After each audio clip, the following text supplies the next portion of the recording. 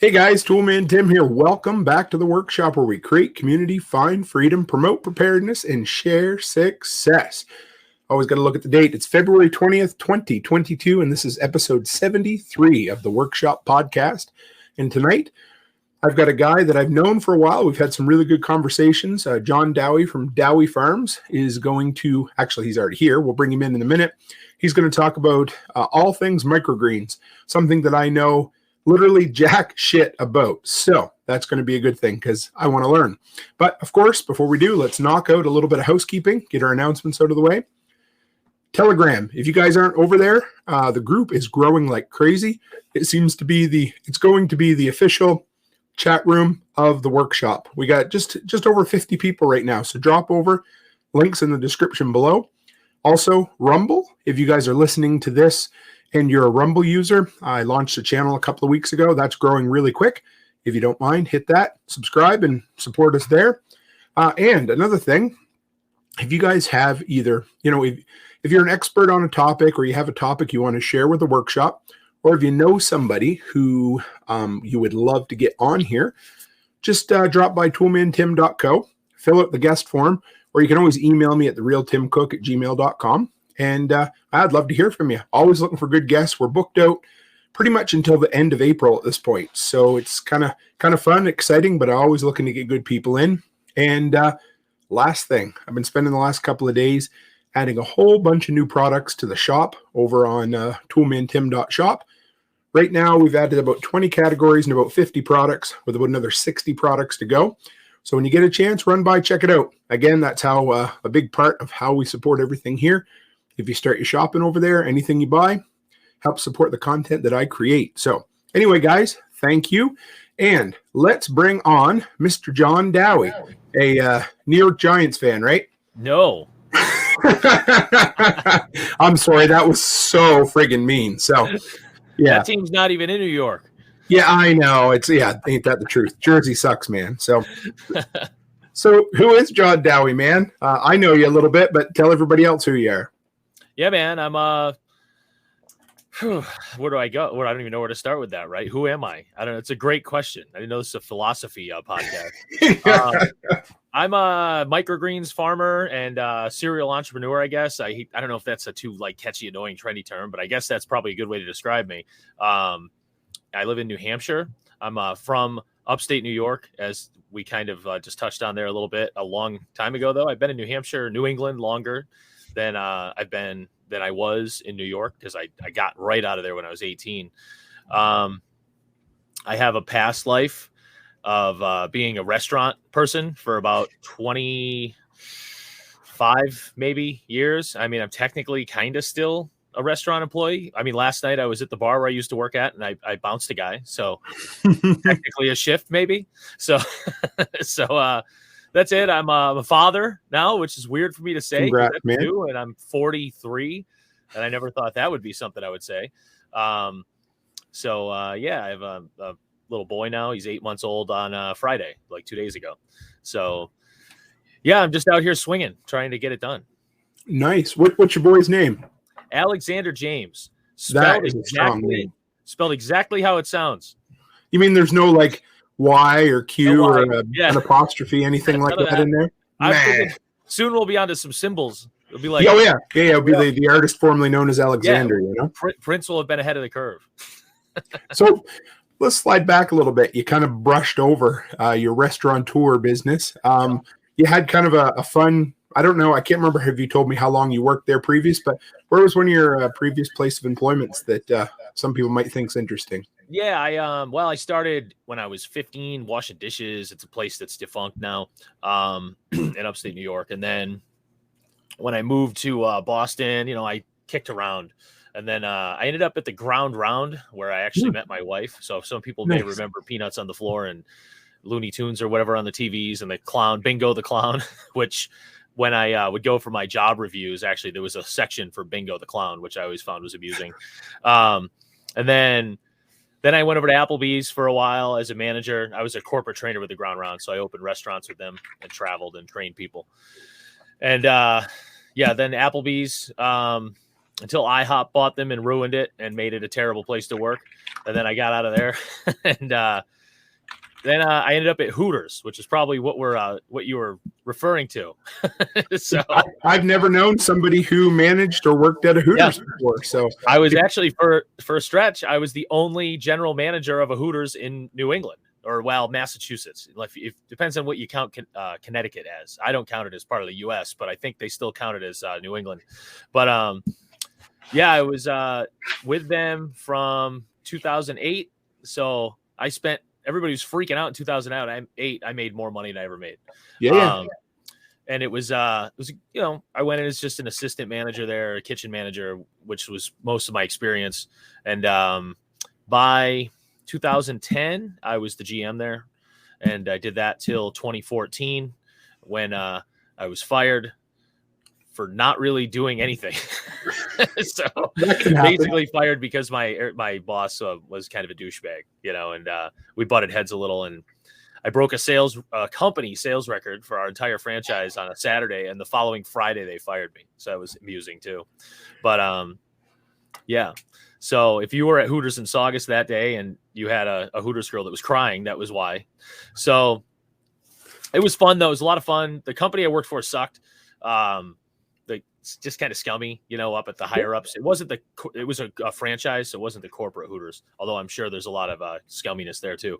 But the people that I worked for were just like very unsavory, and you had to act as a buffer between your staff and whatever was going on above you, and that was always a lot. And my assistant general manager at the time, who took over for me, I ran into him.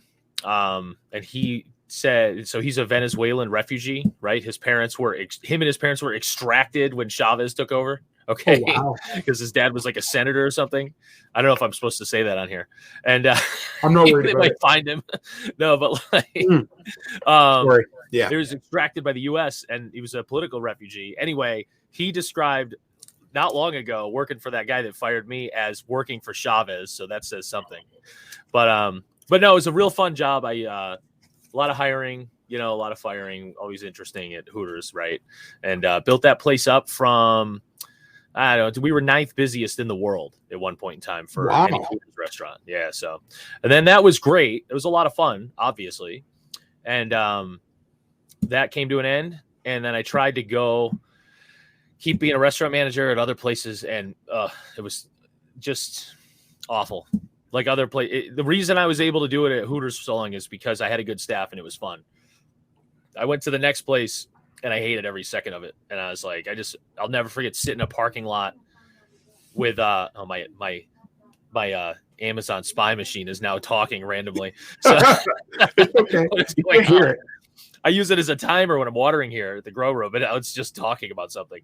So where was I? Oh yeah. So it was just bad. So I remember sitting in a parking lot with my wife, just being like, I can't do this anymore. I got to figure something else out. Then I dabbled in landscaping. Really? Yep. About a year or two, I did that. I did smoke detector install on my own. I that was when it's like, I got out of that. I knew in like 2000 probably that I didn't want to work for anybody. Right. Okay. And I remember just like being in an apartment in Pawtucket, Rhode Island, right, with my girlfriend who was just my roommate, and sitting there staring at the computer going, there's got to be some way for me to make money on this stupid thing and work for myself, but I don't know how to do anything like that. I was a high school dropout. I didn't know. I mean, I'm a smart guy, but I don't have any of that kind of expertise.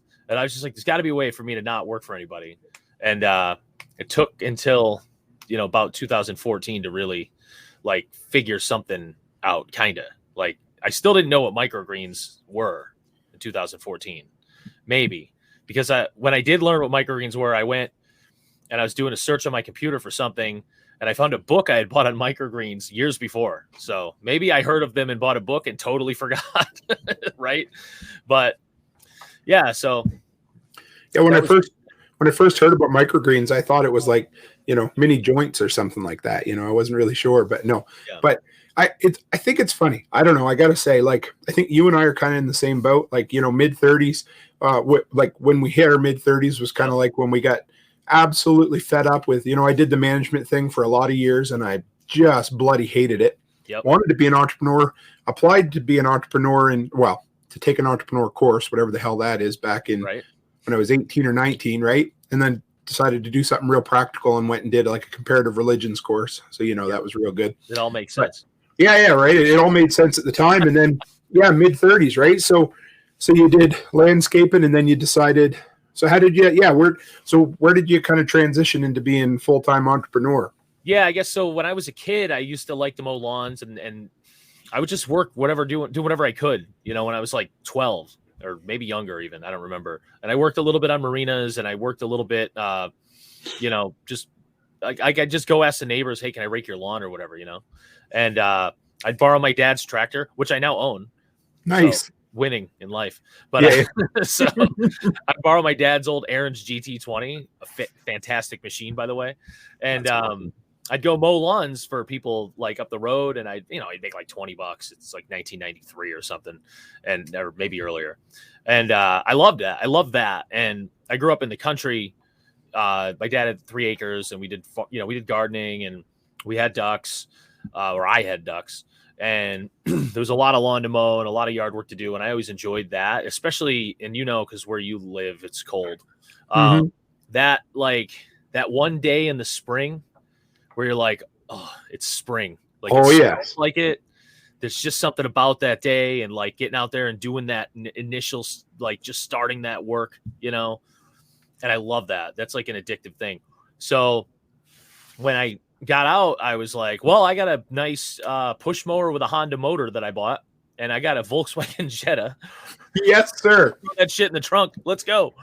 So it's funny. I don't remember how I started, like what the first thing that happened was that made me start doing it. But it was like anything else I do.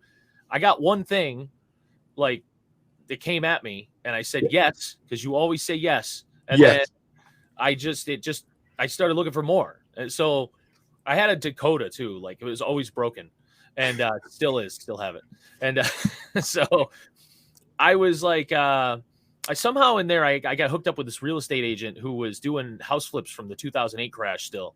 And he had all these apartment buildings. He was like an intermediary real estate agent. Like, so Fannie Mae would want to unload a house to a real estate agent, and then he would sell it to a bank, and then they would sell. It was really an awful, weird system. And what are they? The words, the initials, ROIs or something. Or no, when you're basically getting a house prepped for sale, right? But it's and I can't anyway. I know what you mean. Doing those, and he had huge like multifamily apartment buildings that he had to sell, but he had to have a smoke detector, inspection done with the towns, and he hated the guy that did it for him, and he needed a guy to mow. And I had an ad on Craigslist maybe, and he got a hold of me to mow a property that was like 30 miles from my house. It was big lawn, but it was foreclosed. So it was big house, big, nice house. And that was just his, he was going to sell it. So I was mowing that all summer.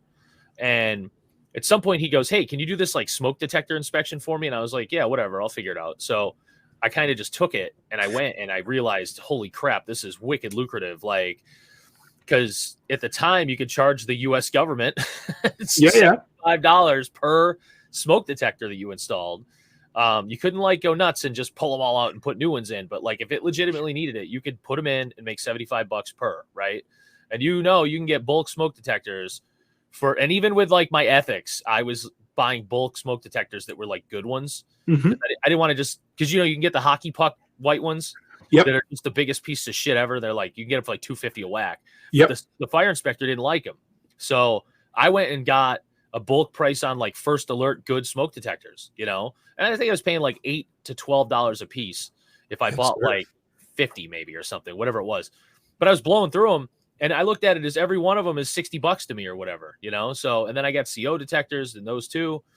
And then I would go into weird places in Lowell, Massachusetts, and I'd go in the basement and the window would be broken and there'd be snow on the cement and there'd be fresh footprints in the cement or on the snow. And I'm like, there's some meth heads living down here or something.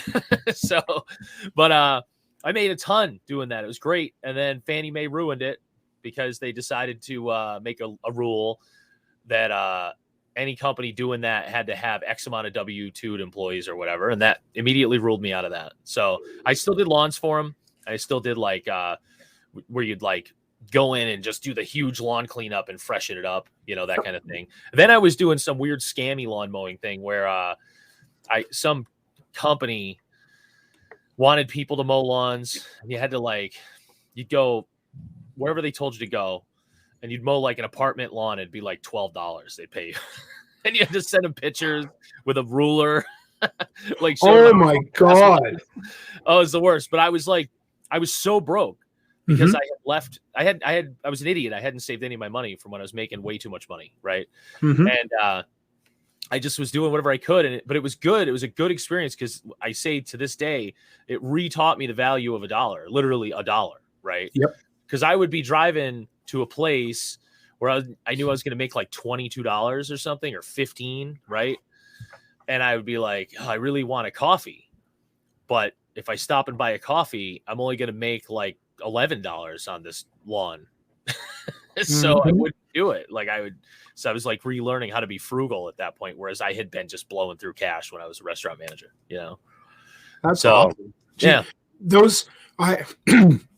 A lot of those property management companies, there are some scammy ones. They pay peanuts, but if you do it in bulk, it works out pretty good. Like for one of them, I do, but you'd never make it your only thing, or you would be. Oh no, And it's a take it or leave it thing with them too. Yeah, if I could have got 8 houses on a block, or 10 or 12, and they promised that, but they never came through. They were like, oh, here's one in Seabrook, New Hampshire. Here's one in West Roxbury, Mass. And it's like, that's 74 miles apart. And you're going to pay me $15 for each one. That's not happening. I know I got a little diesel Jetta, but come on, so that was bad. I only did that for maybe a couple of months. Then I started bartending again. So in a place in Boston, and it actually wasn't good money, but it was something else. And I was still doing landscaping. I was actually I'd put the lawnmower in the car. I'd stop at 2 or 3 places on the way to get to the tea station. And then I would mow a couple lawns. Then I would get on the subway. I'd go and bartend and take a bird bath in the bathroom when I got there. And awesome. Then I'd sling drinks, and then I'd get on the tea, whatever the subway. And I'd go back to, the place, drive home. And then it I got a job bartending locally, in Londonderry here in New Hampshire, and at the Stumble Inn, great name. That is awesome. Yeah. And that was lucrative. So then everything kind of changed, and April 1st, 2015 was the day I first went to a chef with microgreens. So 7 years. Yeah, I don't know the timeline. From when I left. I mean, I was fired on January 19th, 2014. So whatever, it was only 5 months. Yeah. So, or no, it was a year and 5 months. Sorry. Yeah, so there's a whole year of landscaping, and then, X months of, I think I started in Boston bartending in November, that 2014, and then bartended here and there. Then the microgreens thing was because of Spirko. That's all his fault. A lot of things are, my handyman business is 85% his fault. Starting my content creation. Oh my God, between him and Nicole, completely their fault. What is it? They're all complicit. Yes. Oh yeah. Just changing the world one person at a time, Yeah. So what the hell are microgreens, John? I mean, I kind of know, but I really don't. So the microgreens are almost any vegetable seed. And I say almost because there's some you can't do, or herb seed. And it's still almost grown till it's at its first set of true leaves. Okay. So that, any plant grows, it sprouts and it grows up however high it's going to grow. And then it gets those first 2 little leaves. Yep. Technically that's a microgreen. That's when you cut it. I grow some things a little farther than that because chefs like that. We still call them microgreens. I guess theoretically it's a baby green at that point, but whatever. So most microgreens take from about so the shortest growing crop would be sunflowers in the summer. It's 6 days. It's great. Well, when it gets hot out, if you turn the heat up in your room and want to pay $1 billion for heat, you can grow sunflowers in 6 days year round. Sunflowers 6 days. Radishes are really fast. And then my longest crop I grow is probably red sorrel, and that could be about a month, maybe a little bit more sometimes, depends on the temperatures again. It's weird how you start. The first time I grew red sorrel, it took me 40 days. And then I frankly have no idea why it only takes me 30 now. Like, it's very strange, but you get better at it. It's not a tangible better, but it's just, you apparently get better at it and making things grow. So yeah, you kind of just learn little things here and there. And every little thing you do to it makes it better, and it'll grow a little faster. We grow, I don't know, 15 maybe different things right now. Anything from like red cabbage, broccoli, kohlrabi, and then cilantro is a huge crop for us. What else am I growing? Red sorrel, green sorrel. There's like 3-4 different kinds of radishes, pea tendrils, sunflowers. Borage is one that we grow. That's like a medicinal flower. Basils, different kinds of basils. It's probably one of our top crops as well. And I think that's probably mostly it. There's about 25 different seeds we have, but they don't all sell at once. They go through cycles. So, but anyway, there's a lot of claims out there about how super nutritious microgreens are. I'm not willing to claim those things because I'm not a scientist, and I haven't really read anything that really has convinced me. There's a whole bunch of misinformation out there. I hate to use that word these days, but it is what it is.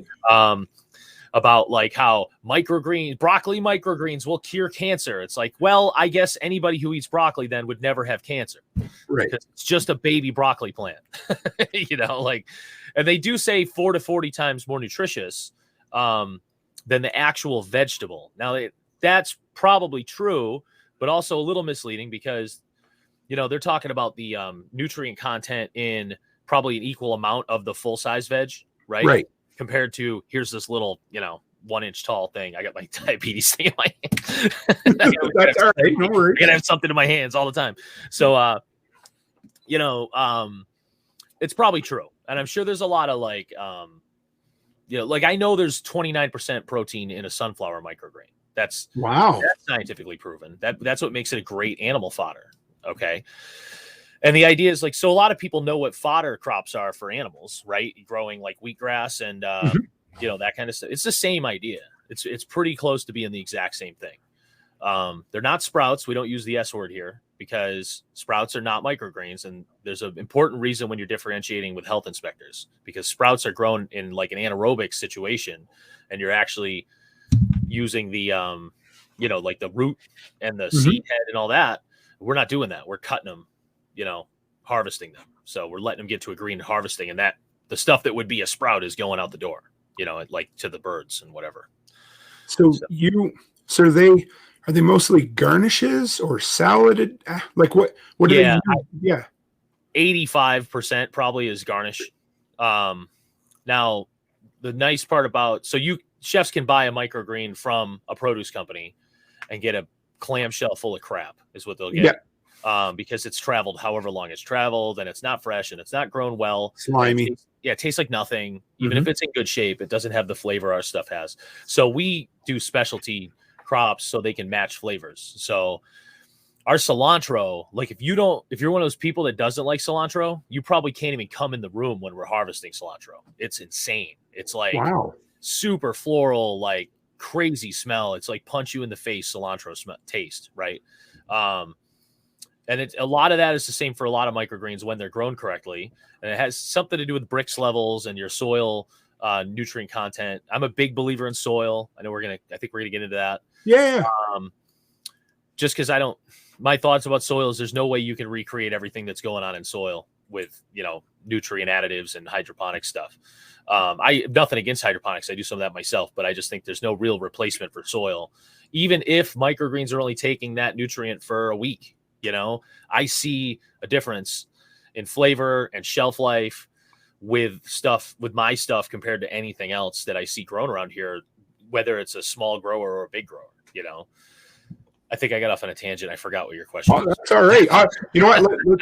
Little Mountain Life there. They called you the mountain. I had that up. You're the microgreen king, but they said they learned a ton from you years back, man. Started up a microgreen business, ran it well, actually turned a profit year one, but ended up shutting it down due to the timing not being right for the family. Yeah. Well, that's great. I'm glad I can inspire people sometimes.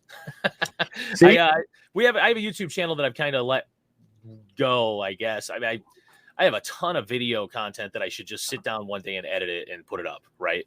And I just like the time to do, you're doing this. Like the time to do it is massive. And it's like, so then also do, $100,000 worth of microgreens a year, and then have, 80 ducks and have 100 quail and have 35 chickens, and and have two locations, and it's 2 delivery routes a week that are 300 miles a whack. And it's like, oh yeah, and then I'm gonna do some videos and put them up.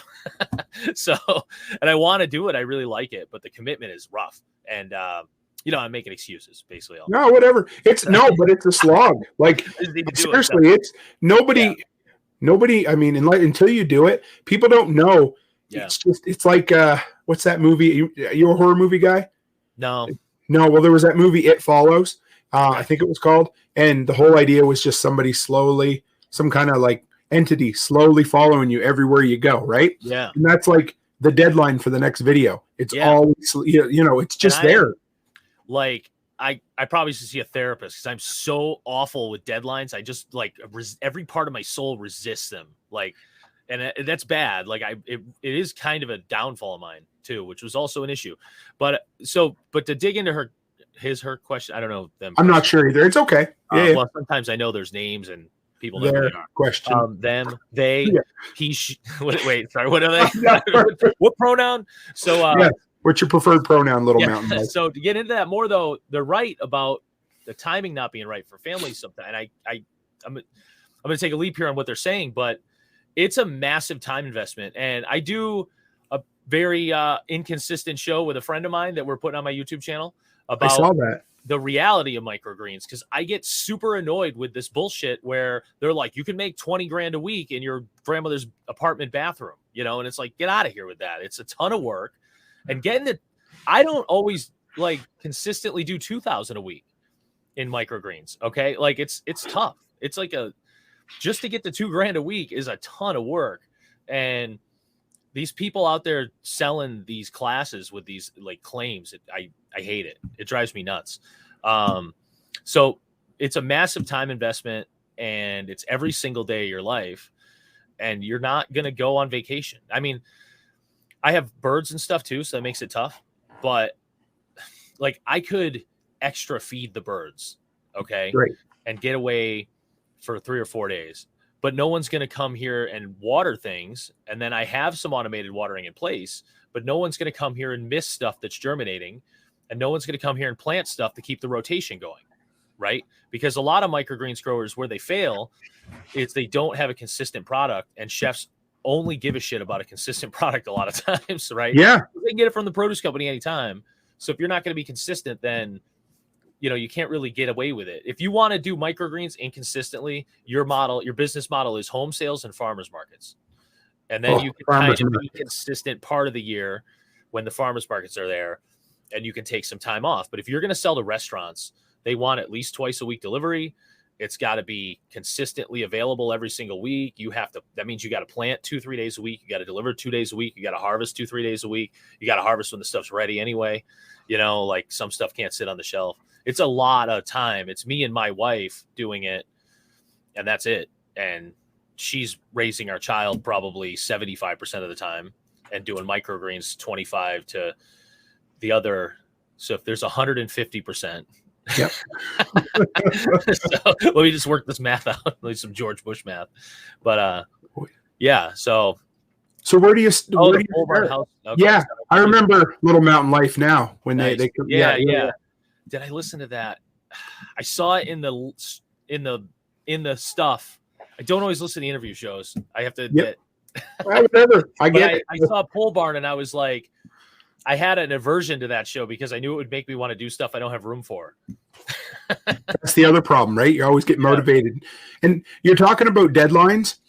There's this whole entrepreneurial mindset. If you're bent toward working for yourself, there's certain things. I don't know. Not everybody, but it seems like a lot of people, deadlines make their skin crawl. They serial entrepreneurs, they like to jump from one thing to the next. They get passionate about learning something and then move on to the next learning something. And that you can't help it. It's just who you are. I mean, yeah, we can help it, but it's always going to be a struggle. You know what I mean? It's like being addicted to carbs, right?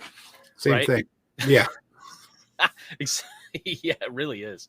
So, I'm terrible with any real level of like, let me do this long term. I can't believe I've been doing this for 7, 8, almost 8 years. No, 7, going on 7. Yeah. Well, even the tie though, like, I don't know, like even being tied to a business, there's still a certain amount of freedom. You know what I mean? Like if you want to get up at 4 a.m. and work till 6 a.m. or whatever it is, right? Or you want to do it in your underwear, or you want to moonlight as an AM football commentator on the radio. You know what I mean? Like any of that shit, right? You can usually work things in, but when you're working for, whatever, whether it was at Hooters or like me at a hardware store, you got no choice. Like you got to get up, you got to go, and you feel there's a whole different tie there. You know what I mean? Like I enjoy the entrepreneurial end of it because it just, I don't know, you can make your own rules, you're a slave to what the chefs need, but at the same time, if you don't like a customer, you can fire them, I suppose. Yep. I've done it. Yeah. And I can go, I mean, other than like Tuesday and Friday in the daytime when we're doing our delivery routes, I can pretty much work out anything else. Like, so if I have a friend that's like, hey, let's go, I'm going to go and see a Led Zeppelin cover band in a couple of weeks. Nice. And I can just go. Like, I will do that. Now, if I have a friend that's like, hey, let's go to Hawaii for 12 days, that's never going to happen. Like it's not a thing, so, and it kind of sucks. And I'm sure it's got its trade-offs though. Because there's no one hassling me, and through the whole thing we just went through the last 2 years, there was nobody telling me what I had to do and couldn't do. There's no one holding anything over my job or anything. It's just I was here, and like if you wanted to show up at my house with a mask on to buy something, I don't know, whatever. Like I don't care from Massachusetts, but okay. So like your money's still green. So like I didn't have to deal with any of that stuff. And when it was like in the beginning when it was freaky. And no one knew what was going on. Yeah. We lost everything theoretically, like overnight. We went from the busiest first week of March we ever had to zero in 14 days because they shut Massachusetts down the following Friday. And then they shut New Hampshire down the week after that. So there was 6 weeks where we were freaking out, 6-8 weeks. We were just like, we're screwed. Now she was a bartender at that point, and in Massachusetts. So it looked like, now the one thing that worked out in our favor. So normally as a bartender, you would just claim no money, right? Yep. And you would have nothing on your taxes. But the year before, whoever in Massachusetts, because she was bartending just over the border, they all got together and lobbied for a higher hourly rate or something, right? And they didn't get what they wanted out. They probably think they did, but what they really got was, and I know this from running restaurants, right? They got, in a nutshell, you have to make X amount of dollars per hour, but it doesn't have to be what the employer's paying you. It can also be your tips. Okay. Oh. So all they did was make it so that they had to claim their tips. And then what would happen is if you were like, oh, I just won't claim X amount of money on my tips, right? The employer would go, F you, I'm not paying you all this extra money because I know you made this much money because I'm looking at your credit card tips, right? So the employers just started claiming all of their credit card tips for them and then assuming like 10% in cash, okay? So they screwed themselves. However, their timing was fantastic because what it did was anybody that needed to collect unemployment through, the pandemic actually had income on the record to pay. Yeah. So that saved us, like, because her unemployment insurance ended up paying our bills at home, and then the business had to stand on its own, which was scary. But we doubled down on home delivery and stuff like that, and we got through. I wasn't super successful at home delivery, but it did pay the bills the business had to pay, like because my lease here doesn't go away, and we still have to buy soil, you still have to buy seeds, you still have electric bills and whatever. We went to bare bones, but we figured out like, okay, we have to make, $500 a week or $600, whatever it was. And we just figured that out. We scrimped and scrounged to make that happen. Is that when you went in? Did you get into barrels at that time too? Yep. That's when we got into barrels. Don't Talk tell about that a bit. We'll backtrack a bit on microgreens, but the barrels just intrigue me. Don't tell the tax man. So yeah, no worries. yeah, so I was doing the entrepreneur thing. What can I do? I'm about to lose everything. What can I do? Right. And my first thought was home delivery. Right. Mm-hmm. And so I started going nuts on Facebook, and I'm trying to like really get the marketing out there, and none of that ever works, but whatever. Yeah. And, I know. Doing everything I possibly can, just running rampant every day, trying to figure it out. And I'm like, okay, we got a basement. It sucks. It's like dirt, but I could put IBC totes down there. Yep. Cut in half and split open like a clamshell. I could fill those things with hydroponic fluid and put, float a styrofoam rig on top or something and put net pots in. I can grow lettuce, and we can sell lettuce, like full-size lettuce as well, right? Which is more appealing to a home delivery. Like for microgreens to home delivery customers is we have those people, but they're not all over the place because it's such a weird product, Mm-hmm. And you got to know what they are. You got to know that's what you want. And you got to, most of these people are really, really into health food, and so, we have maybe 6 to 12 of these people now. Okay. Whereas before the pandemic, we had like 4, right? So we did a little better, and they come and go, they atrophy off, and then you get another one, and, just like any other customer. Mm-hmm. So I was going up to buy an IBC tote to make into a deep water hydroponic system. And this guy sells barrels, and he has tons of them, like just massive amounts of barrels on this property. And he's like, you want to sell these at your house? And I'm like, no, but no, like, do I want them? No, but I'll do anything right now. So what's the deal? And he's like, well, I'll bring you I'll bring you some barrels, sell them, pay me when they sell. Basically, I'll give you a barrel for $5 or $10 or whatever, depending on the barrel. And you sell it for double that. Nice. I'm like, okay, so 100% profit, consignment, basically. Sounds good. So I'm immediately like, okay, I'll try it. Sure. Like, bring some barrels. Here's my address, whatever. And I get home and I kind of tell my wife about it. She's fine. She's like, she's great. Whatever I want to do, she's just like, okay. She trusts me. Thank God. Yep. So he shows up the next day. We're out, like we had left and gone somewhere, and we come home and there's like 400 barrels at my house. How big of are you live in a town, like right in? No, I'm on the outskirts. I have I have 0.7 acres, almost 0.8. I don't have a lot. And I'm in like, it's not suburbs, it's out, but it's, I'm like 9 miles from the city center or the town center. It's a town. It's, mm-hmm. I'm probably, 20 miles from the closest city. So, and I mean, it's a dead end road that ends at a lake and, whatever. And I'm like, oh my God, what am I going to do with all this? 400. So I waited. That was like a Tuesday. And then Wednesday, I just took a bunch of pictures. I kind of was dragging my feet. I was kind of a little annoyed about it, and I was like, well, I got to try. So I'd like called this guy and I go, what exactly do I do? And he's like, just list them on Facebook and Craigslist. And I was like, okay. So I took all these pictures and I listed them on Facebook, Craigslist, like Thursday night, late, like, so midnight, whatever, going into Friday. And then Friday, I start getting Facebook Messenger messages, which is awful. But, I know right where this. Yeah, but whatever. So, and I'm getting a ton of them, and I'm like, wow, this is interesting. And then people start showing up buying barrels, and then the following Tuesday, I called them for more. Are you serious? Nuts. Yeah. So that saved our ass. In addition to some other things, because then they started opening up programs for farms that lost sales and whatever. And I don't know how every state was. Like here, the first round of like bailout money, essentially, Trump sent it to the states and just said, do what you will, right? There wasn't a lot of details. There wasn't a lot of strings attached like this last one that didn't do anything for anybody other than lobbyists. So our state did really well with it. They basically were like, show us your sales from last year, show us your sales this year.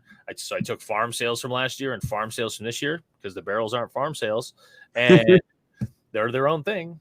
Yep. And here's the deficit. And they were like, here's a check. And I was like, holy shit. Now that like ran out at some point, and then there was also self-employment unemployment at some point. So we ended up doing okay eventually. And then we ended up, obviously, if you give an entrepreneur some extra money, they'll start building on things, Oh, yes. I know all about that. Yeah. So we improved the grow room and we, did some stuff. And then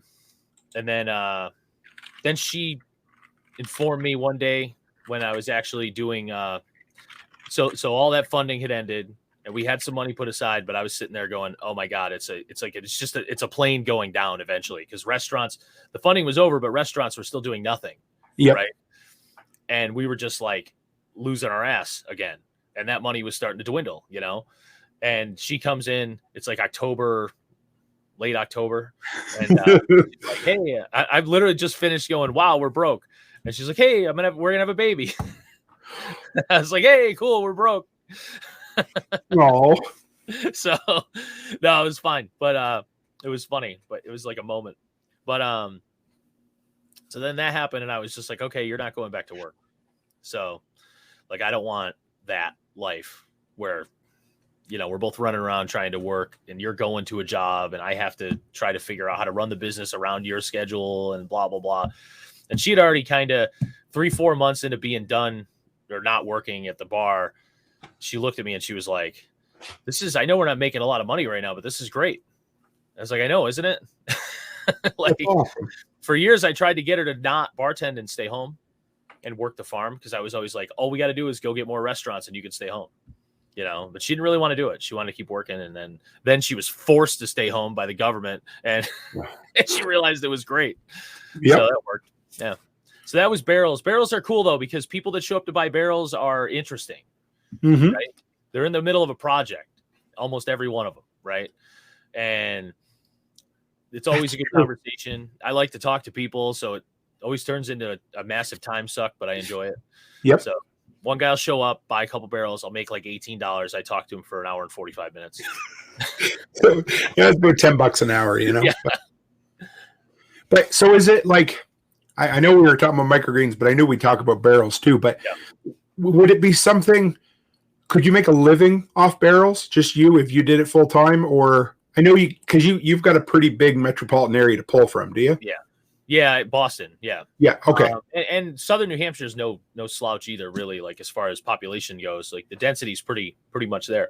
I mean, what I did to be successful with the barrels wasn't just put them on Facebook and pray. It was, I added it to the website. I started a business name for it and screwed up the registration. Oh shit. Okay. Now I'm the proud owner of a business named Jonathan. Whoops. So, like my autofill screwed up the application and I got approved. I was like, oh, cool. SNH Barrels is approved. And then it's like, you've been approved for the name Jonathan. And I'm like, oh, I already am that. So I got to do that still. But I made a web page and I went on Google and just started, SNH Barrels on Google. Right. And I get a ton of phone calls from that. And, awesome. Yeah, it was cool. And then Craigslist and all that. But I also offer delivery, which was huge because I have the truck and I have a landscaping trailer, right? Delivery is like the best because I'll get a guy south of Boston, more money than God, who wants barrels to build a dock at his new mansion, right? Right. And he'll need 25 barrels. And I'll be like, I'm just doing the math. Like I got to drive through that tunnel with barrels pyramid stacked on a landscaping trailer. And if one strap's not right and they come off, there's nowhere to go in that tunnel. I'm just going to drive to Mexico. I'm done.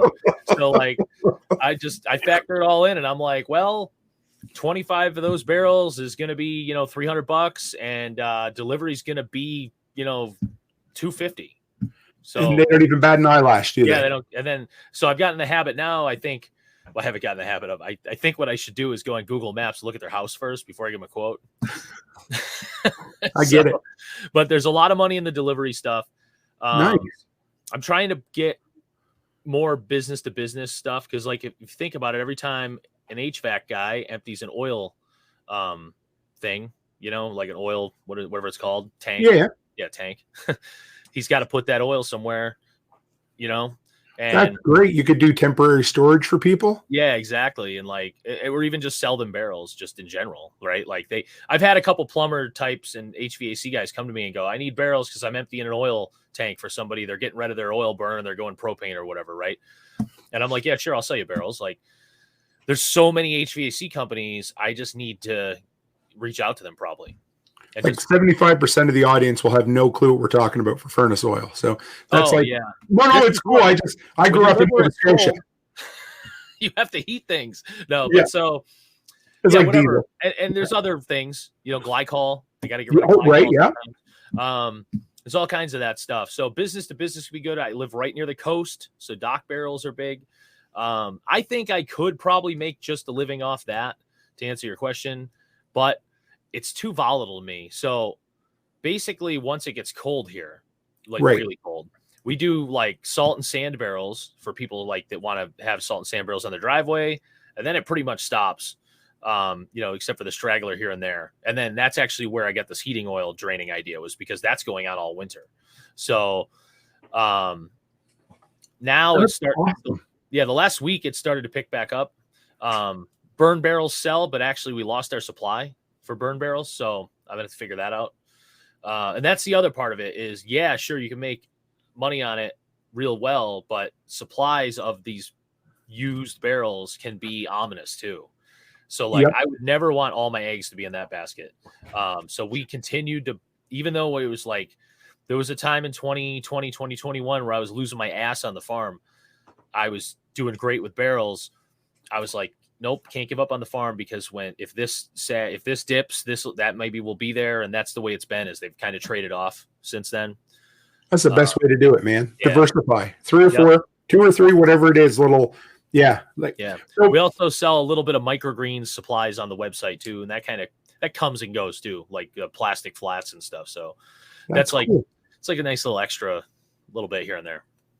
So so say I called you up today and I said, hey, John, I want to get into microgreens. Give me the elevator pitch on how to do it. Where do you start? What do you do? The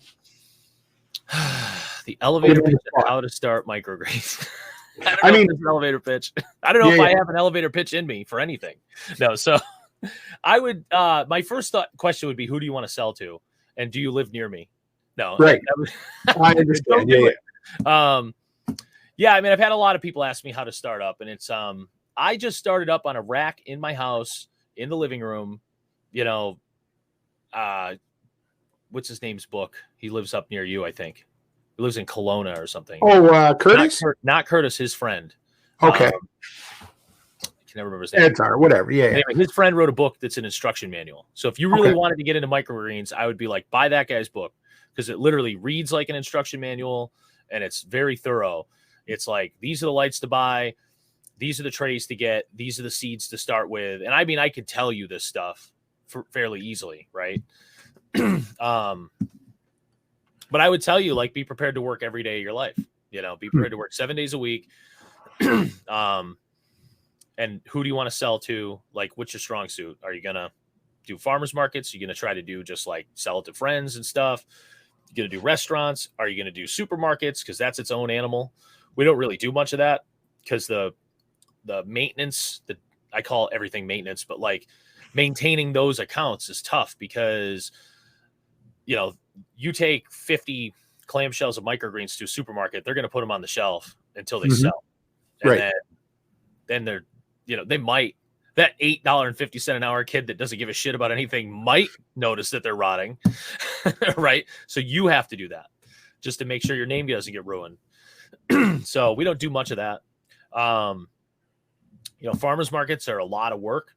Yep. So it's a lot with microgreens. It's a ton of harvest, and that shit is not good a couple days later, for you to sell. So you're going to harvest it all for that market, package it all up in clamshells or whatever you're going to do.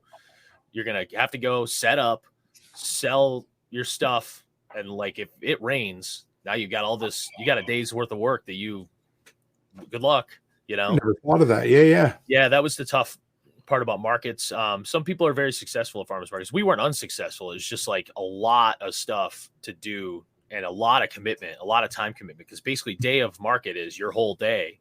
If you're going to harvest day of, and if you're not going to, it's half your day at least if you're going to harvest the day before. So there's a ton there. And then, I mean, it's the same way with restaurants though. Like we harvest Monday and Tuesday to deliver on Tuesdays, and then Thursday night and Friday to deliver on Fridays. So, but that's less, I don't know, You're in your car driving around by yourself, listening to Tim the Toolman show. It's Yeah, much yeah. different than sitting there talking to 4,000 people at a market, which I like to do. That's actually the part I like, but having to be there constantly, not my thing. So I don't have an elevator pitch. That's all right. Whatever. So I would say grow them for yourself, learn how to do it, and go from there. And if you get into it and you start growing from there, like growing the operation, that's how you really should get into it. So if you so like you said, some of them are fairly short lifespan, from seed to harvest or whatever. So when a chef, like, because you got a place on your website where you can place orders, or do you just do some chefs have standing orders with you? Is that how it works? Or yeah, a little bit of both. I could have a better website, and I should, except for Nicole's done her part and I have not done my part. So I know that. Yep. I've been paying for a website for like 2 years I don't even use. So I have some standing orders, and I'm super, super flexible in my business model. Like like in your world, you mow lawns, right? Yep. If it doesn't rain, you don't go, well, I'm coming and mowing your lawn anyway. Nope. Right. So customer gets pissed off. Yeah, same thing. So like we have a standing order, and then if it's super, super slow and you don't need another delivery on Tuesday, then I'm not going to be like, no, you're a standing order. You got to deal with it, So we're very, very flexible. Our success is built on a 7-day shelf life guarantee, which really perks up their ears when they hear that, because they know the produce company stuff rots in 3 days. And they know that a lot of even the small time growers stuff rots pretty quick, like not 3 days, but within a week. So we say a 7-day shelf life guarantee and customizable orders. So you could call me up and order 2 ounces of basil, and that's it, instead of 8 or whatever. Yeah. So, and as long as I'm going, like, okay, if you're going to order 2 ounces of basil from me, if I'm going there anyway, I'll do it, Mm-hmm. but a lot of times they'll do it anyway, because I know I just have to eat it sometimes, and like, whatever, you're a good customer, I'm going to maintain this relationship. So those are like our selling points. What was your original question? I forget. That's all right. We're just talking about like standing orders. I guess what I was kicking around was how they order. So text message is our number one thing, because our website kind of sucks for it, and chefs don't want to deal with your website. It's weird. They have their big food order, right? Mm-hmm. And then maybe they have another subsidiary they use too or something. Then they have a seafood guy. Then they have a produce company. And then they have a bread guy. And then all this stuff. And a lot of them they have to call. A lot of them they have to have a website. We try to make it super easy. On Monday and Thursday, early in the day, we text them. And we just say, here's the link to the website where you can see everything that's available if you want to. Please have your orders in by 4:00 today. And then they reply with an order. It's super easy. And it's usually the same stuff. Like, we could probably not even look at the messages and get real close to what they actually want, because it's a lot of repeat stuff. Like, it's not always standing, but it's a lot of the same stuff every week. The real challenge is getting them to reply on time. Yeah. And you have to be flexible with that too, because I like money. So if you text me on day of delivery at 10 a.m., it's like, it might suck, but I need to get that money in. So let's do it, Plus, they're your bread and butter, aren't they? Yeah. And a lot of times I tell them, I go, look, don't be afraid to ask if you're late. Like, because most of the stuff, we're going to cut it anyway. So I'd rather sell it than like watch it sit in one of these refrigerators that you can't see on the screen. So I always flip through people's websites and, social, just to kind of get an idea. But I seen where you had, you said it's a handshake business relationship with no bullshit. Yep. What does that mean? Where'd I put that on the website?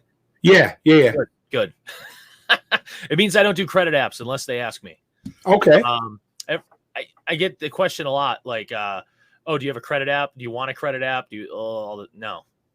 I'm going to go in. We're going to talk, like men or whatever. Yeah. Face to face, and we're going to make an agreement on whatever it is. So it doesn't need to be complicated. Yep. Do you want microgreens? Yes, I would like to buy your microgreens. All right, cool. I'll see you in a week. Shake. Yeah. There's no contract. Much. Yeah, and it's like we do returnable containers instead of throwing away plastic all the time. Really? And, yeah, and it's like, some people are like, oh, well, how do you track that? And I'm like, why would I ever? Oh my God. Right. I can't imagine. Like, I take containers in, most of them come back. And I'd say 98% of them come back. And sometimes I'm in a restaurant and I look up on a shelf and I see a container with my sticker on it with, toothpicks in it or something. And I don't say anything about it. Who cares? No. Because if a container comes back 3 times, after that 3rd time, every time it comes back, I make like 35 cents. Wow. Because a clamshell is like 30 to 35 cents. So I know they come back more than that. Like, because I buy them at Walmart basically, and they have the stupid seasonal ones with the different color lids, the Rubbermaid take-alongs, right? And I'll be like, those are from Easter last year.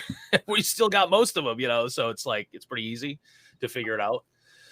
But, and I could sit there and look at my packaging cost and I save thousands every year doing that. But anyway, the point is like, I just say to the chef, like, look, we use returnable stuff because we don't hate the environment. And, is that okay with you?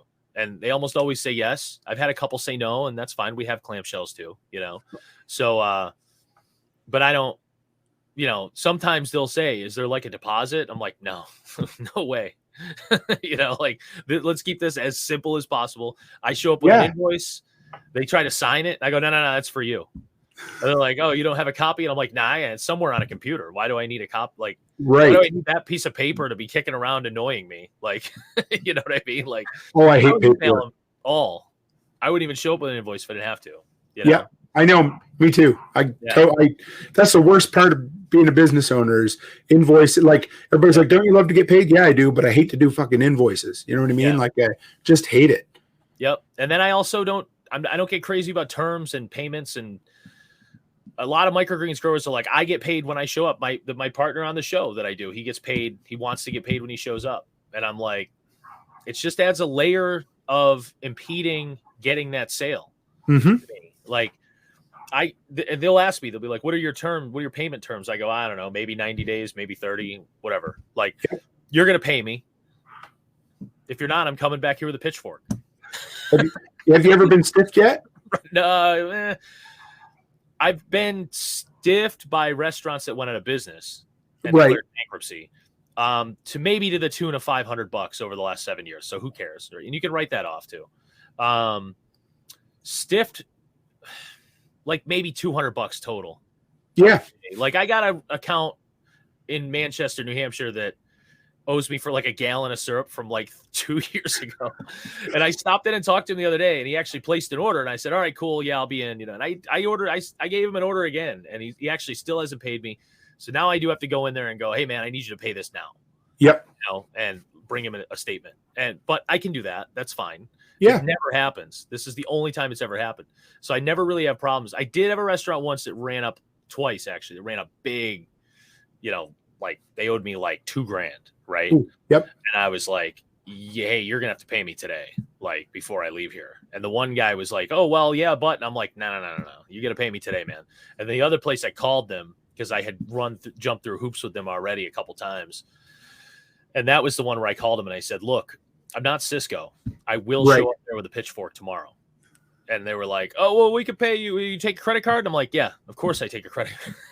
Like, come on. Proud of you, man. That's awesome. So I don't I'm not a violent guy, but I don't fuck around with that. Like, whatever. I don't want to make it complicated. And I expect the same level of, on the other side, right? I trusted you. Don't violate my trust, or I'll hit you with a pitchfork. Not really. I don't even know if I own a pitchfork. That's the best part of this. I was heading out of town the other day. We're about an hour out of town where we go shopping. I'm just pulling into the city, and there's those, them, like, somebody makes a good business with them signs with the neon letters. They just have feet on them or whatever.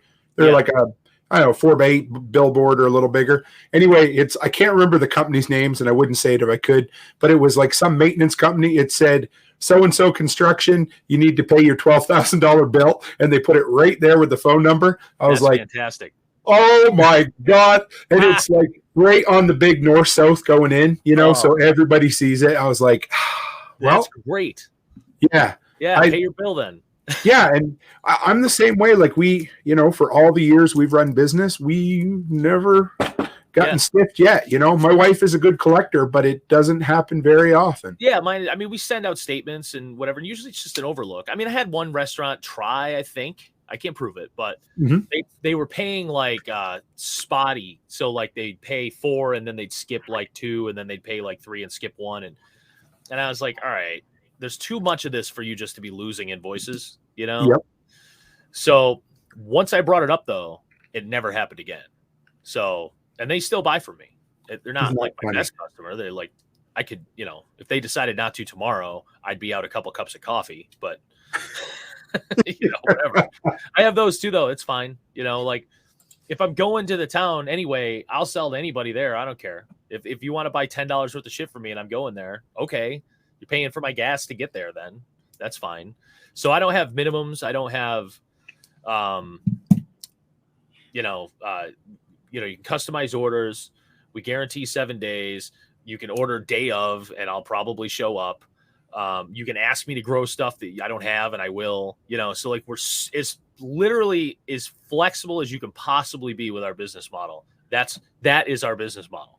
Just You serve. total flexibility. Yeah. Well, I mean, you worked for 2 decades in the service industry. You know how to make people happy, right? Yeah. Now you get to make people happy and put all the money in your pocket. Yeah, and that plays into my advantage too, because I know the language, so I can go in and talk to people in the restaurant industry, and at some point it maybe will come up, right, that I was in the business, and then it's whatever.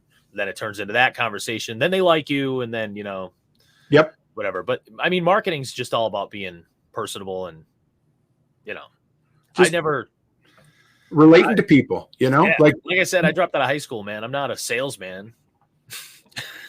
I mean, people can learn it, but at the same time, it's something you kind of innately have too. You know what I mean? Like you either have the ability to talk to anybody or you don't, right? And if you can, boy, that is you're head and shoulders above 95% of people trying to do sales. Yeah. If you can't talk to people, it's all over. Oh fuck yeah. So you mentioned syrup. So you got like other. I see you guys. You must partner with other farms or something because you got like maple syrup and mustard. You want to talk about that a little? Because it takes a massive level of insanity to decide to make maple syrup. Oh my god! What are you people doing? I did it once, and that was the only time. And to boot, I decided to bring it in the house and boil it down on an electric stove. Oh my god! You can just imagine between the moisture and the cost of the electricity. Yeah, it probably cost me $75. A pint. Yeah. You know what else I make maple syrup? I make money on maple syrup selling metal barrels to make into maple syrup evaporators now. So right, getting it on both ends. So so before I did microgreens, I always kind of wanted to be, I guess they call it an aggregator. I never knew that word until after I was doing it. But I was always like, there's so many little farms in New Hampshire. Like, would it be great to get like a refrigerated vehicle and just go around to all these little farms, or maybe have them meet us in a co-op area, bring us whatever they have, and we could go to restaurants and be like, this is what I have today. What do you want to buy? It's all local. It's this, that, whatever. That business model, I don't think it'll ever work. Okay. It was a great idea, I think it was like a good starting off point. So we started doing the greens, and we were doing okay with them. And it turned into my full-time job, and we ended up leasing the grow room, and she was still working. And I had like a kind of part-time, whatever. Mm-hmm. So like briefly. And then I was like, I was purging shit from my house, and I had all these kegs from when I was a restaurant manager, and I would throw a party and there'd be a keg, and then I would never bring it back to the restaurant because, just sit out bad. I had like 14 kegs at my house though, like 3 years after I was done. Oh, I was like, what the hell? So I took pictures of them, stuck them on Craigslist. Some guy shows up to buy them, and he's a maple syrup guy, and he's buying the kegs because he kegs up the syrup after he makes it just for storage. Okay. And he makes like 3,000 gallons of syrup a year. And I'm like, wow, that's cool. Like, how do you sell it? And he's like, just kind of like so the majority of his syrup was going to the New Hampshire fairs. And there's like a whole maple syrup, something here, like a union or whatever, where like an association where they send syrup to this place. I don't know. I'm imagining a place in my head where there's vats of syrup, and all the producers and all the members send their syrup in, and they blend it all together and sell it at the fairs. Okay. I don't know where all this happens, but that's the beginning and the end of it. Right. I think he was probably selling most of his stuff there, and during like maple syrup week they have here in New Hampshire, and like, whatever, maybe some farmers markets. So I'm like, oh, well, we delivered at the time we were maybe 25 restaurants, and I was like, do you have enough to where, say, if every restaurant bought syrup from you through us, would you have enough supply? And he's like, oh yeah, I make 3,000 gallons a year. And I'm like, oh, cool. So I worked a wholesale deal out with him, and it's fantastic. He literally most of the time brings it to me at my grow room, puts it in the van so we don't have to bring it up the stairs, and I just drop it off. And every gallon of syrup I drop off, I make money on that. I make, about 25 to 30%, depending on which size. And then we also sell it in our farm stand. And I was actually going to start selling it through the mail. I got his permission and everything, but then his supply was low this year because last year was a real bad year, I guess. Yeah. So I didn't start that yet, but we are going to start that. The syrup this guy makes I've never had anything like it in my life. I keep saying to him, like, do you put butter in this? I'm pretty sure you're putting butter in this, right? And he's like, obviously not. So yeah, it's nuts how good it is.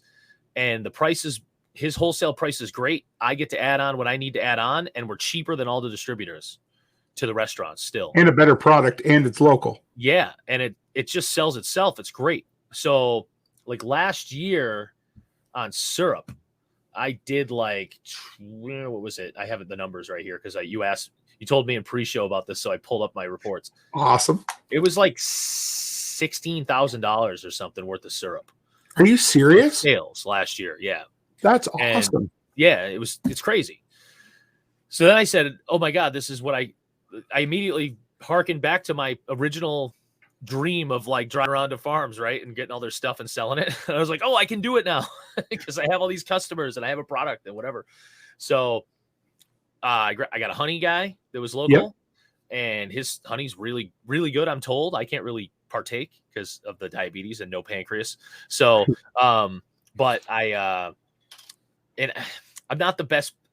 Like, it's not like Sideways with honey here where I can taste it and spit it out and go, that's delicious honey. I can taste notes of orange blossom. I have no idea. You give me honey, it all tastes the same. But my wife tells me that his honey is fantastic, and I believe her. So, we have a mustard guy. There's a guy. So this was the advantage of farmers markets. We went to our farmers market, and I felt obligated to do our farmers market in our town. Otherwise, I never would have done a farmers market probably. So we did it one year, and it was awful. We were bad at it, what I mean. And then the next year I had an employee that had been the coordinator of the farmers market in the past, and that was like her thing. She's amazing at it. And she made our farmers market stand just the best, right? Like, she just set it all up like it was awesome. And so I had some involvement that year, more so than the year before. And I learned that year that I pay my employees that do my farmers market better than anybody else at the farmers market. That's awesome. And, well, apparently people don't pay people that work at their farmers market shit. And I'm like, that's a terrible business model, because why would that person want to work and sell your product if you don't pay them right? Right. So I was paying her like a flat rate that was more than anybody else there was making. Plus I was giving her like 10% commission or something, Nice. So she was making really good money doing the market, but it's a lot of work, and I was expecting her to do it all, right? Like, I want you to harvest, I want you to package, I want you to show up, set it up, I want you to break down. Now I would show up and help with some of that stuff, because I'm not a dick. So but being at the market, I found other people to sell for, right? Obviously, because you're there and there's all these other people that are selling their stuff. So I found this mustard guy, and it's great. It's all small batch, no preservative, made in Kentucky, New Hampshire. And the stuff is fantastic. And I love mustard. So it was like the perfect thing for me. I almost had a cheese person, but I couldn't work out the logistics. They're just a little too far away. There's a weird corridor of New Hampshire that's not accessible by highway. And there's a lot of amazing farms out there. And it really kind of sucks that it's so hard to get to. And they know it, because I was working with one at one point. To get there was a disaster. It's like 20 miles away, but it's like 65 minutes to drive there. Oh. It's horrible. So, and they know it. Like, they'll say like, yeah, people can't get out here. And I'm like, we got to figure something out, man. Get these people together and let's get the route, let's like start a trade route. So, Then a garlic guy in our town, like guy that grows garlic right here in Derry, and I sell for him. And it's mustard, honey, maple syrup, garlic, and then we've always kind of done eggs for other farms. Right. So when we run out of eggs, we'll reach out and pull eggs from other farms, right? So we've always had our own eggs, but then we go through. We're going to sell a ton or whatever, or ours aren't laying eggs for no reason, and there'll be other people,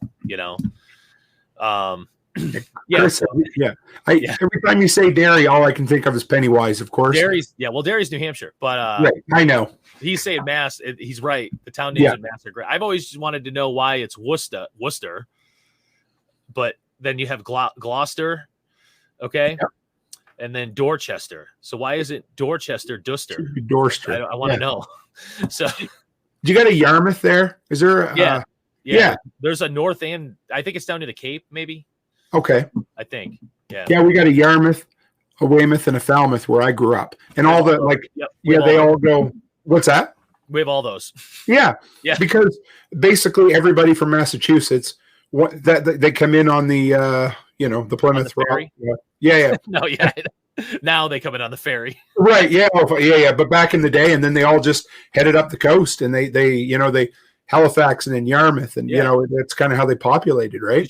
Are you Nova Scotia? Is that where you're? Yeah, from? That's where I'm from. You said that on Loose the Goose, and I was like, oh wow, that's because you're out west now. Right? Yeah, been out here almost a decade now in Alberta. Obviously, a lot of Scottish people there. I'm assuming we're probably related. Oh, I'm sure. My relative, we I don't know, about 10 years ago, we tracked it all back, and Francis Cook come over on the Mayflower. Wow. And which I thought was kind of cool, and then from there they up to Halifax. Yeah, so it's kind of neat. But my family both so the Scottish side of the family weren't here until after the Revolution. Well, they were here for the Revolution, just on the wrong side. It is what it is. And then a bunch came here after the fact. And then on my mom's side, though, it's a lot of Supernal Indians, which are up Ottawa. Nice. Or Quebec, or I don't know, somewhere up there. Yeah. And like northern Maine, and it's all that. So that's why I'm like, I'm sure we're related somewhere along that French Indian, whatever lineage that is basically all of northern New England and southern, southeastern Canada. Yeah. So my buddy got whatever the DNA thing back, and it had these red dots, like you were looking at the COVID outbreak numbers on the map, like that were darker and whatever. And he's like, this is where all my ancestors are from. And I'm like, oh, me too. I'm like, you and everyone else in New Hampshire, by the way. New England and the Maritimes they're fairly similar, other than, but and like we talked about furnace oil, everybody heats with furnace oil. How about candlepin bowling? Do you guys have candlepin bowling there? They have it. I hate it. Okay. Yeah, that's what I grew up. The only bowling, I never touched a big bowl until I was like 30. Yeah. Oh, I thought, so I'm from upstate New York. So okay. That area is regular bowling, just bowling, like you see, like PBA. I grew up doing that. I actually loved to bowl. I moved here, or I came here for college in '98, and they're like, I came in the second semester, and they're like, we're having a new student outing thing. You guys, everybody should come, whatever. I'm like, all right, whatever. They're like, we're going bowling. I'm like, sweet, I love bowling. Oh no! I showed up. It was this. I go, what is this bullshit? What is this shot put ball? Like, what is happening here? And I was annoyed. And I went outside, and I'm standing there, and there's this dude with a Cleveland Indians hat on or whatever. I don't know. And I start talking to him, and I'm like, what is this bullshit? Like, I thought we were gonna bowl. And he's like, me too. Guy's my best friend to this day. He's from Cleveland. Awesome. He was we were both just thrown off about what the hell was going on in that building that they called bowling. And then, whatever, he was old enough to buy booze. So that was a fun night. So, whole nother way of life, man. Yeah. Oh, it's crazy. But yeah, I love the bowl. But there's a lot of that here. Upstate New York's its own animal. It's like weird up there. What's kind of country? Everybody thinks New York, they think of the city. And then you got Buffalo, which is like the armpit of New York, and Niagara Falls. Sorry, Niagara. Yeah. What's that? Oswego is the armpit of New York. Yeah. Well, I was actually thinking, Niagara Falls. The American side of Niagara Falls has got to be one of the dungiest places I've ever been. And it probably used to be all right. You can tell, like in like the 70s, probably it was probably fine. I I've been to Canada once when I was like 12. So before they required passports and whatever. Like, remember when you used to be able to just go there and nobody asked you? Yeah. Yeah. You just, Way back in the good old days before they used 9/11 to shut all that shit down. We went to a Blue Jays game because I was a big Nolan Ryan fan. And yes, I love Nolan Ryan. He was playing with the Rangers, but they were there. And I'll show you that. Where is it there? Oh, I can't show you the Blue Jays tattoo thing? Anyway. Yeah, it's a Blue Jays tattoo. Oh, yeah. Okay. Yeah, sorry. Fine. Yeah. I can't watch baseball anymore now that they allow cheating. So oh man, are we ever on a tangent? This is great. Yeah, right? No, so I went up there once and I'd never been back. So we went to Niagara Falls probably 8-10 years ago, and we just stayed on the US side, and I was like, what is this mess? Like, this is the worst place on the falls are great themselves. The rest is a disaster. Couldn't believe it. Blew my mind. I go to Buffalo a couple times a year generally, and I'd never been up there. It's one of those things where you grow up near it and you never go. It's one of those things for me. Yeah. I grew up in Nova Scotia, never went to PEI in my life. Yeah. And it's like a 4-hour drive. And they even have a bridge now, It's like whatever. I've never been to the New York State Fair. I grew up 45 minutes outside of Syracuse. It's probably over. I haven't been to a rodeo yet, and I've lived out here for a decade almost, right? So nice. So I guess we might as well. So what do you got? What do you got going now? Where are you heading? And just going to keep doing with the microgreens or what? Yeah, we're So it's hard to market microgreens to restaurants basically the second week of November through about now, because you go into holidays and no one wants to see you. And they're just busy with holidays, and they're trying to have time off with their family. They're trying to deal with busyness from the holidays and the schedules and all this shit. They don't want to see a new guy, right? So we cut off marketing basically 2 weeks before Thanksgiving. And then we start up in March, because then after Christmas, they get wicked slow. And no one wants you to walk in and go, hey, I know you're serving 5 customers a day, but would you like to buy cilantro for $5 an ounce? You know what I mean? So it's not a good time. So basically our plan is March 1st this year. We're going on like an all-out marketing blitz in Boston, because we had like okay sales down in Massachusetts, in and around Boston.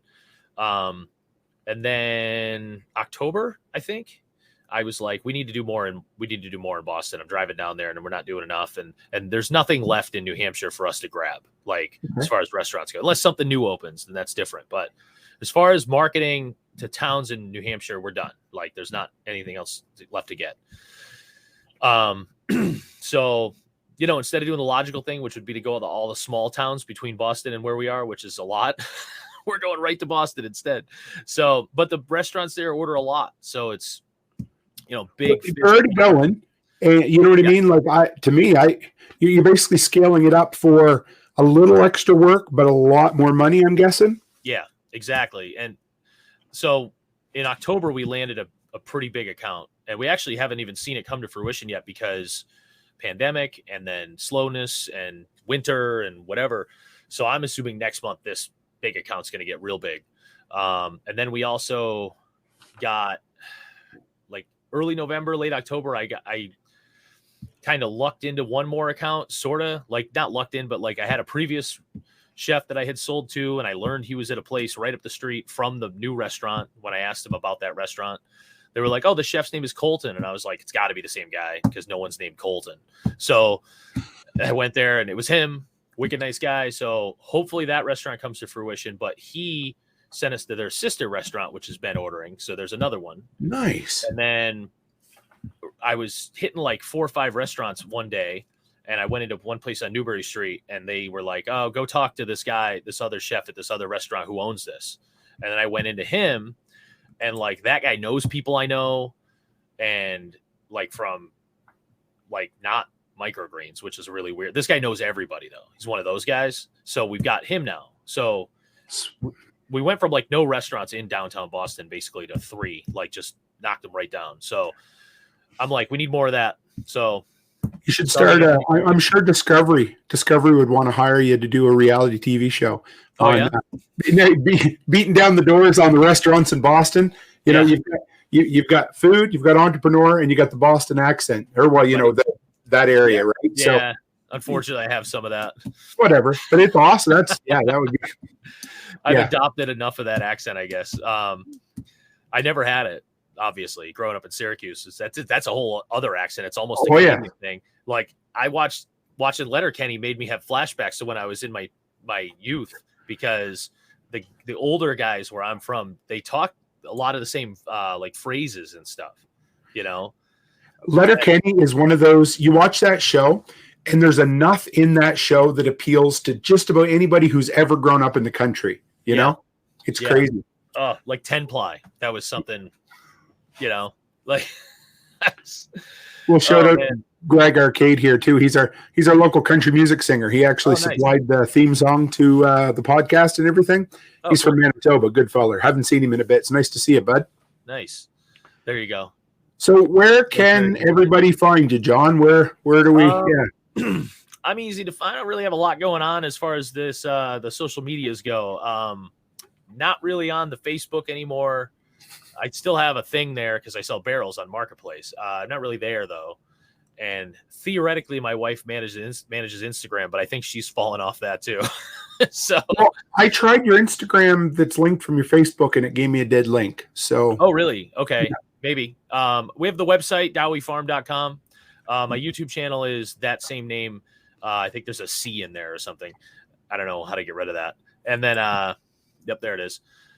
And that's it. You can hear me on Unloose the Goose most weeks. And that's about it. I mean, like, we're really trying to light a fire under our own ass to get this weekly microgreen show going, where we're just doing nuts and bolts, and that's it. We had technical issues with the show because I was trying to I think we're going to switch to StreamYard to resolve our problems. So Drew, the guy I do the show with, Drew Sample, he's the host of the Sample Hour. He has his own podcast, does a real nice job with it, has good audio quality and everything, but he was recording it, but we were trying to do video, and I was doing the video end, and there was sync issues, and I was asking questions and he was answering and I was responding, and it was out of whack so far that he would be answering a question that I hadn't asked yet or something on the recording. Oh, wow. It was so far out of sync. It was reversed. And I was like, all right, we got to fix this. Then I got COVID for Christmas. So that knocked me out for a while. And so, I got that happened. And then it really took me 3 to 4 weeks to kind of get back to where I really even wanted to be productive, So now I feel good again. I have for most of this month, but this is February, and every year in February, I kind of I just don't want to do shit in February. I don't know. It's a weird thing. It just dawned on me the other day. Every year in February, at some point I go, I just don't want to do it. Right. Whatever it is, it's anything.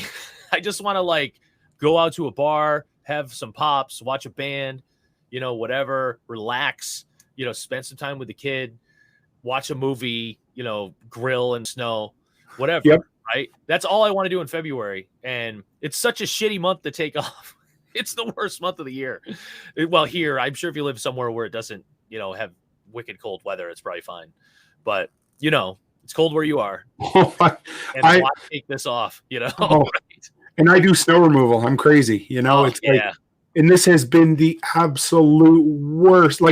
It's white gold. I call it white gold, and I'm happy. But we're at the end of this winter, will be, I bet you 50% more times I've cleared snow in 5 months than any other winter I've done it. So that's interesting, because I was watching some things going on in Ottawa on YouTube earlier, and I noticed there was snow, right? And I'm like, oh yeah, I bet you it snows in Canada a lot more than it snows here, because we're really New Hampshire you get a lot. We don't though. No, really? See, that's the weather divas telling you that, right? It's not true at all. It's BS. Northern New Hampshire gets hammered, way north. There's a line at Concord, okay? South of Concord is to me if you look up Oswego, New York snow, you'll know where I'm from. And I'm from the place that trades off with Buffalo for snow accumulation every year. Okay. With who gets the worst amount, right? 2-3 years after I moved, my parents got 9 feet in 2 days. Okay. They get snow, and it's a horrible place to live because of that. Other than that, it's actually not bad, but they get real snow. Here we get 8 inches of snow, but they blow it out of proportion. They're like, oh my God, a nor'easter's coming. Everybody panic. And then we get 8 inches of snow, and no one covers the fact that we only ended up with 8 inches of snow when they were predicting like 1.5 feet, right? And then it warms up. And everybody I talk to thinks we get this massive amount of snow, but we don't. We don't get. We've had this year. We had a storm that dropped like 4 inches, okay, and melted like a week later. And then we had a storm that dropped like almost a foot, okay, and we plowed it up or whatever. Then the week I had Corona, we got a little bit of snow, like a couple inches, and then we had like nothing for a while, and then we got like 2 inches of ice, which is real. That was weird. It was like almost snow, almost ice, and accumulated like snow, but it was ice, and you couldn't plow it like with anything but a real plow, right? And I use Aaron's garden tractors to plow, like old. They're badass because they're wicked old and cast iron and whatever, but like good luck. So that's all we've gotten all year, and we get like 3 storms that are 8 inches, and that's about it. See, like out here, a big storm 99% of the time is like 4 inches or less. Like we get dustings all the time, like an inch, you know what I mean? And it's dry snow. Whereas growing up in Nova Scotia, we'd get a foot, or 18 inches. But then it would warm up because of the coastal effect, right? And it would all melt and turn. Like the ground barely, like mom and dad don't get any snow anymore until like January. They get January, February, they get hammered, and the rest of the year is above freezing. It's crazy. Yeah, and out here it's friggin' minus 30. Yeah, for the winter. Now the cold bothers me just as much. Like I'm just getting to the point where I can't anymore. It's a wicked dry cold. No, it's a dry cold. Yeah. This has been an easy winter for us, and I've bitched more because, like I got Corona, and I think through the month of January I was just colder because of that, right? Yeah. And we did have a really cold January. We had a wicked mild November and December though. And like I was still doing winter prep like the day that I really came down sick, right? And that was like December 17th or something, right? So I was still just trucking along doing outdoor work, no problem. Then January was super, super cold, and we got kind of a couple of weird storms that sucked, that ice thing, and whatever. This month's been fine. It's gonna be like 60 on Wednesday. And we had a week of t-shirt weather, which for me is like what it would 34 degrees, like just above. Yeah, I understand that. Freezing. If you I tell people all the time, I go like, once you've acclimated in New England to the cold, and if you get 20 degrees, no wind, no real wind, and sunny, it's t-shirt weather. Yeah. And that's that. Like, and it's true. You could be outside working in that and you're fine. And actually, if you put a winter hat and a hoodie on, you're sweating your ass off. And if you're working, so that doesn't work out. 100%. Well, we've been an hour and a half, John. I should wrap her up here. We could sit and shoot the shit all night. When I first met, or when we had our first conversation, I said, you reminded me of, you sounded like somebody should have been on AM radio Monday morning quarterbacking for the NFL. You know what I mean? Right. I love it. Yeah. I could talk to you all night. It was a small, it wasn't my dream, but it was like something I did want to do. Yeah. That's all right. It's just I grew up in Syracuse. There you go. Well, I'll throw your links in. Oh, I've got them in the description. I'll throw your YouTube as well. I just had your Dowie Farms one there, and it's fine. Whatever. I'm not looking to pull. I do the show, and I'm just like, I don't even know what I'm going to pull out of this. It'll just be fun. I know. Yeah, it's fun. I always enjoy it. We'll have to have you back again sometime.